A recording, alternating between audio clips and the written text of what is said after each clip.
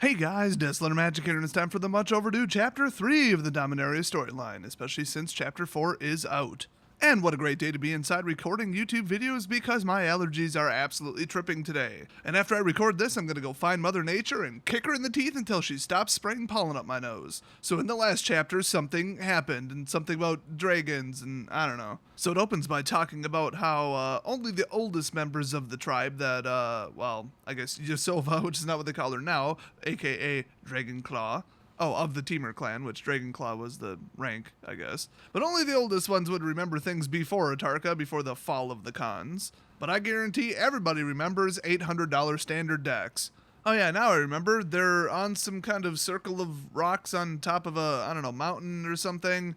And they were being kind of stalked by one of, I believe, Ojutai's dragon, I don't know, soldiers, whatever. And they had met and almost killed a stranger because they're barbaric morons. And he was all like, oh, I've got a message for you. It's something about, I don't know, Ugin or something. It's been a while and I'm not rereading last chapter.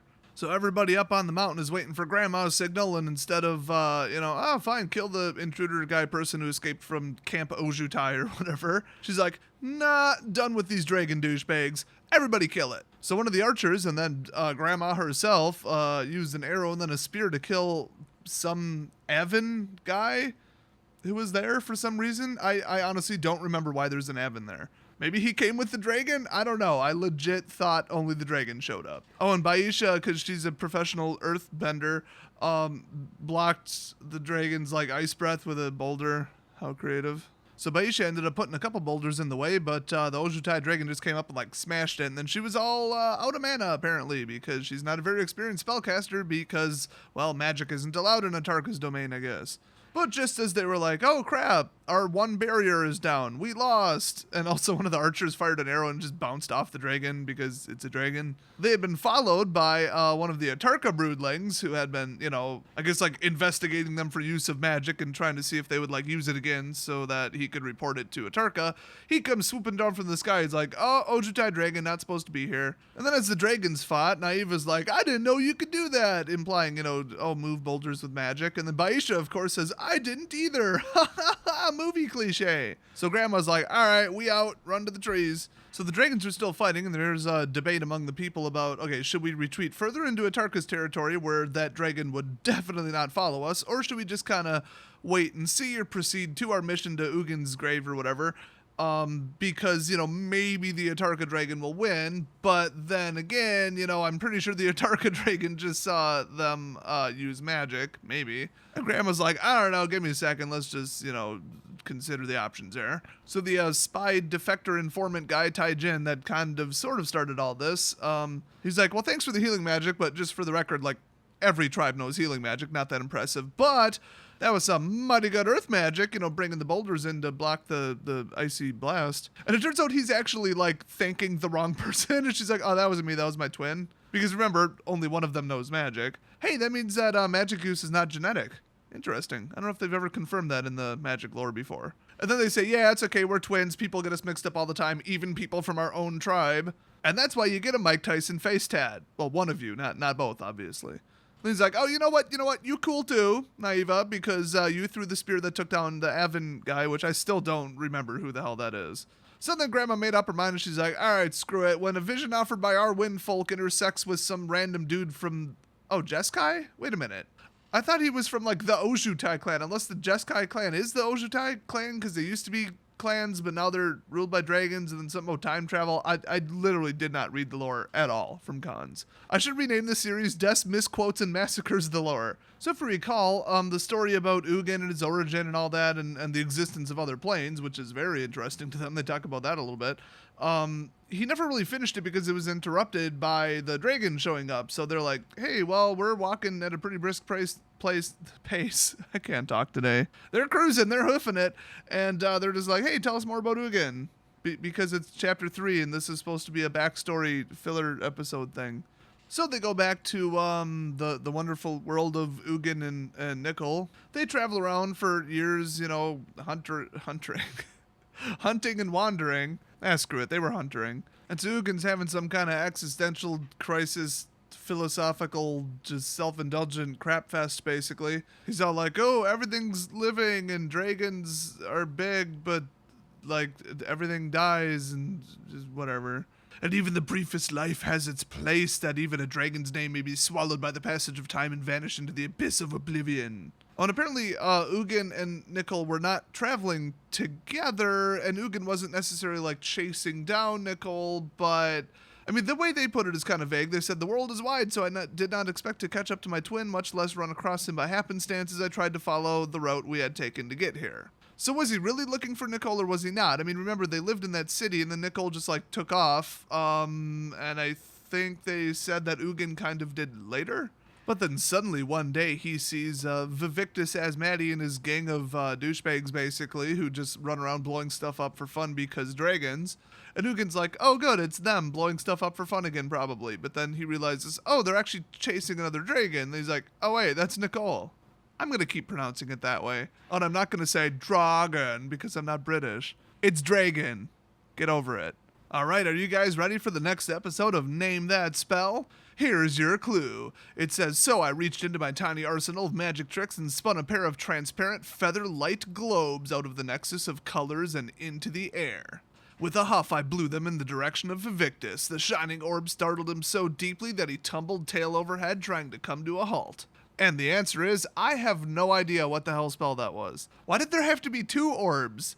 If it was such a tiny arsenal of magic tricks, why did that just take down an entire dragon? So then Vivictus, because he's a cheap little bitch, was like, hey, I'm going to call for my siblings who are currently running up and down the valley burning things. That's a cheap tactic, man. You start losing a fight and you're like, hey, reinforcements from all my friends. I mean, if it's me, I'm just saying, I got 8 rounds in the mag. Hey, you ready for episode 2 of what the hell is that spell for real? Seriously, what is that spell? So Ugin speeds after Nicol, and it says he glanced over his shoulder just before the valley dropped out of sight, and he spun on the wind, and the globes wafted up against the dread dragon's gleaming scales and gently popped. So it's a magic bubble that hits a dragon and stuns him, but then the real intent of the spell was to pop near him. I don't know what this spell is, but I like it. And apparently it, I don't know, surprised him because it says his startled bellow of fear shattered the air. I mean, if somebody sneaks up behind it with bubble wrap, yeah, I mean, okay. And then Nicol flies where they're hiding kind of behind a hill, and he's like, hey, that was a fine trick to play. And then he's like, oh, hey, why'd you fly over? Which, it's pretty self-evident. But then he answers, I saw you. Did you think I'd abandon you to be torn apart by our cousins? They're hateful creatures who haven't one brain to rub between the 4 of them. I hope that snarling bag of hot wind chokes on his rage. For a second there, I thought he was actually talking about most of the wizard staff on Twitter. I mean, they are hateful creatures who haven't one brain to rub between the 4 of them, and all they do is snarl in their bags of hot wind and rage. I mean, he's not wrong. Oh, especially Jeff Hooglin, which I think doesn't technically work for wizards, but, you know, it's all one group. But enough about that immature, raging little man baby. Let's get back to the story. Hey, are you ready for episode 3 of No, Seriously, what does that spell do and why is it so effective? I laughed too, thinking of how ridiculous Vivictus had looked as the shimmering globes harmlessly dissolved against the heat of his impervious scales. So it's not a stun spell, it's not like a pin down spell, it's just bubbles. He just made bubbles that like hit him, and then he's like, oh my god, bubbles, and then they popped and he's like, oh my god, bubbles. Fall for the same trick twice and it's a magic trick that does literally nothing? Are you kidding me? I mean, my 4-year-old niece runs up and pops bubbles. Nobody's scared of bubbles. What the hell? Hey, we might have an answer because Nicol Bolas just bluntly asks, what were those globes? Then Ugin answers, they are the magic that Teiji Ki, that guy from the village, has been teaching me. Okay, that answers it. And Nicol's just like, oh, that douchebag? And she's like, hey, she's lived longer than we have, I think. And then Nicol's like, yeah, but no human, however old, can ever be as wise as even the youngest dragon, for we are born with the greatest dignity, intelligence, and the power of all creatures. Really? Because one of you was killed by humans right after it was born, just saying. Oh, and don't forget the 2 dumbasses who crashed into the mountain and then died. So Nicol Bolas is like, hey, I've got a shocking revelation for you. You know the big body of water ocean thing? There's other continents and people who live there. And then Ugin's like, yeah, I knew that. And Nicol is legit like, oh, damn it, that was supposed to be like my big reveal. Crap. And Ugin's like, well, yeah, I mean, I haven't been there, but like if you go to the, the ocean, there's like some ports and stuff. And the humans have built boats with sails for wings and have crossed the waters and returned to tell the tale. The idea of sails for wings is quite ingenious, don't you think? And then Nicol's like, well, I'm sure dragons have taught them everything they know, since there are dragons on other lands too. Oh yeah, every dragon's like born with the knowledge of how to build a boat. Yeah, that makes sense. So I guess they're like retracing the steps of where they were born, trying to find the place for some reason. I absolutely do not remember why, if they said. And honestly, I don't think they said why. And then they're like, oh, hey, we're getting close because, they found something about dragon claws on a rock. And they said, oh, humans couldn't made that because it's too big. And then they sit down to have a delicious snack of, I don't know, cows or something. And then all of a sudden, Palladium Ors dives out of the sky. And she's just like, oh, hey, I thought you two were gone for good. By the way, this is my hunting territory now. All of it. And then they're just like, oh my god, chill, we're passing through on our way to our birth mountain. And then immediately, Palladia's like, yeah, you don't want to go there. And so naturally they want to know why, so she answers, too much trouble, those humans have gotten above themselves and think they are dragon hunters. And then, of course, Palladia says, well, I'll kill their leaders when I feel like it, but not now. Now I'm going to eat this delicious banquet that you've so conveniently hunted for me. So naturally, Nicol's like, okay, the two of us can take her down, let's kill her. So they decide, it's not worth the fight. We could risk getting injured even though we'd probably win. So, it's a big place. We'll just keep flying. And then, of course, Palladia leaves the three other cows or whatever and follows them to make sure that she could swoop up anything else that they try to eat, even though they're hungry. Okay, somebody pull that crap on me when I'm hungry. We getting real hangry and things are going to get violent. You're probably going to take a chair to the face. Man, I tell you, if I'm hungry and somebody tries to, get in front of me in line at the old dirty Chinese buffet, they're going to take a whole table to the face. You do not want to mess with me when I'm hungry, bros. So they just kept flying until they found Birth Mountain or whatever, and then Palladia backed off because she's a little bitch. So they noticed that the mountain hasn't changed, but the human settlement got huge. I mean, they got walls and longhouses and huts, and, the one gate is twice the size of a human, they said. And, of course, scratched into the front gate is, basically a comic strip of a bunch of humans stabbing a dragon. Oh, that'll go over well.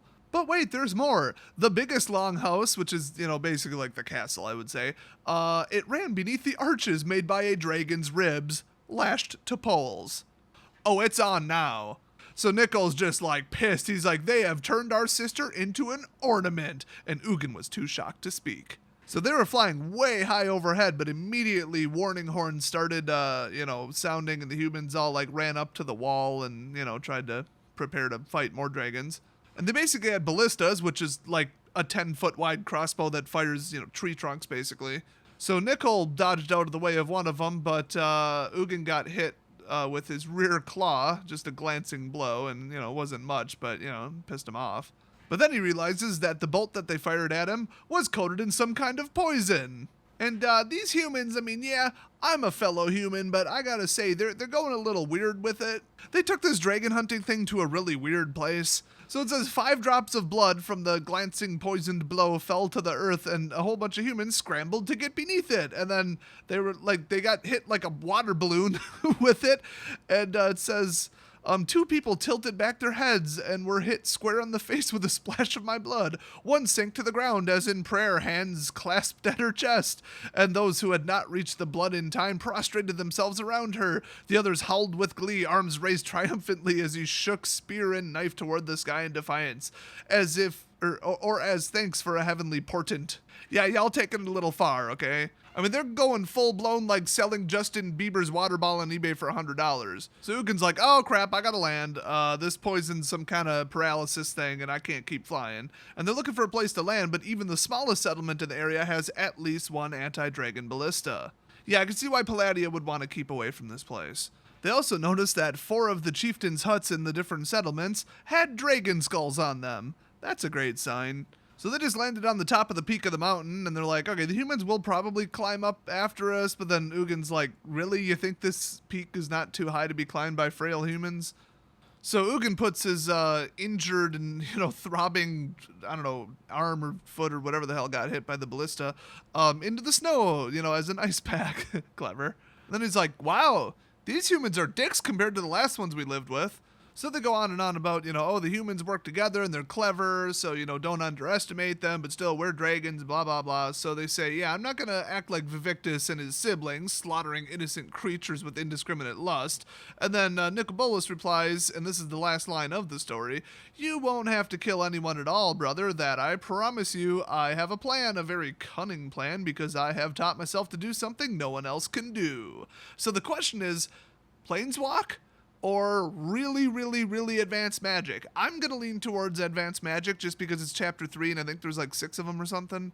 I feel like the whole, oh, look, Nicol Bolas became a planeswalker thing would be like the end, because remember back then, when his spark ignited, planeswalkers were godlike. They couldn't die and they had immense magical powers because, and this is highly debated because this hasn't been made clear, they could draw mana from other planes instead of just the plane that they're on. That is why their magic abilities were so much greater. But then again, there was a contradictory statement made, which may or may not be official canon. I don't know if it was pre-mending or post-mending. Oh wait, no, it would have to be post, wouldn't it? But either way, they had said that planeswalkers can draw mana from other planes. And I think they almost even said that like Nicol Bolas could still do it. So maybe not everybody could do it.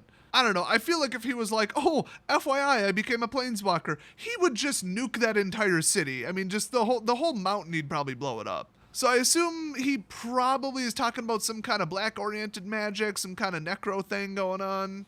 Either that or he could not be speaking out magic because, wouldn't he have just immediately cast whatever spell it was and just been like, oh, they shot a thing at my brother. Boom. Torment of Hailfire, bitches! Nicol Bolas is like the schemer, okay? He's probably going to do something like mind control or like a plague or a disease or attack their water supply or something really smart. Like just disassemble their civilization and make them turn on themselves or something. And then, as if grandmother sensed that it was approaching the end of chapter 3, she said, that's enough for now, Taijin. Remember, Taijin was the one who memorized the story word for word and was repeating it word for word. Oh, and the story was passed down from Ugin. That's why it's from Ugin's point of view, just as a review. So they all camp with no fire in this, like, hidden stealth camp with a whole bunch of, rock covers that flying creatures couldn't see them. And it was purposely right on the edge of Atarka's territory. And they said, yeah, hunters would go out there to hunt, like, I guess if they were desperate because it's, right on the edge. And they say that they're just a couple days' walk from Ugin's grave. Oh, and they're going back to this again, which I've been ignoring because I don't give a crap, but apparently Naiva has a crush on Taijin. Wonderful. The story totally needed that. So just then, the Atarka broodling who had been following them and was fighting with the Ojutai dragon, he basically yells at him, hey, come out, my cousin, the Ojutai dragon, tells me truth before she dies. Traitor, dragon killer. I don't get the reference. Nobody from that entire clan had killed a dragon recently? So, it drops the Ojutai dragon's dead body and then starts blasting flames at everybody and, But as Naiva jumped out and said, hey, I'm here, woo, distraction. Taijin cast some kind of epic spell to make like some insubstantial ghost blade appear in his hand, and then he just sliced it across the broodling's stomach and just kills it one slash. It wasn't quite dead yet, though, because dragons are really tough, so Baisha just decided to, because this is her thing, drop a boulder on it. It kind of pinned it down because it was still kind of, crawling and snapping at people and stuff. And Naiva, because she's a cold, frosty bitch, thrust the obsidian point of her spear into the dragon's unblinking eye. Ouch. And it just went straight into his brain, and yeah, he dead. And then, now that it's the very end of the battle and very end of the chapter, they go up to the slightly injured Taijin and say, hey, what kind of weapon was that? And grandmother just walks over and she's like, okay, you've lied to us, Taijin. In the fight, part of his shirt had ripped open, so they saw that he wore the, tattoo or whatever, of a double dragon claw, and she's like, okay, that's the dragon mark of a ghost fire warrior. Shu Yun made a bargain that all ghost fire warriors would die in exchange for the rest of the Jeskai people being allowed to live. So tell me, how is it that you even exist? Kind of a weak, twisty cliffhanger, but, whatever. So I can't wait for the next chapter. Should be interesting. The next story is called Whispers of Treachery, and that's probably in reference to whatever Nicol Bolas' crazy plan is.